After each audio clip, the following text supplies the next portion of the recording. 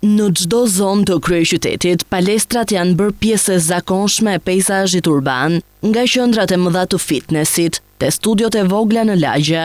Ofertat për aktivitet fizik janë shtuar ndjeshëm vitet e fundit, por ndërsa interesi për trupin, shëndetin dhe stilin aktiv të jetesës është rritur, vetë tregu duket se po përballet me një pikë kthese. Donald Tërpo, pronari një prej palestrave në kryeqytet, thotë se konkurrenca është bërë shumë e fortë dhe se sektori po shkon drejt mbingopjes. Ka më shumë njerëz që vendosin që të abonohen nëpër palestra, por ka dhe një konkurrencë jashtëzakonshme sepse edhe individ të tjerë, domethënë e shikojnë si biznes fit improvers dhe vendosin të hapin një palestër, bëhet i çik tregu i mbi ngarkuar, domethënë për kaq popullsi sa ka Tirana, themi drejtën, ka jashtëzakonisht shumë palestër. Tërpo tregon gjithashtu që kostot për të mbajtur një palestër janë tepër të larta.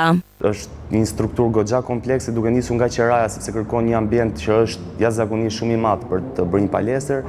Nga veglat pastaj që duhet kesh një larmishmëri dhe nga që tregu është bërë dhe më i vështirë, ti duhet fusësh dhe pajisje tjera që nuk i kanë palestrat e tjera. Pjesa stafit duhet kesh individ për çdo sektor të ndryshëm. Që nga kostot e amortizimit, kur të prishet një pajisje, është një miks kompleks gjërash. Instruktori tregon se palestrat diferencohen nga njëra tjetra për shkak të vendodhjes, pajisjeve të ofruara, kushteve infrastrukturore dhe profesionalizmit të stafit.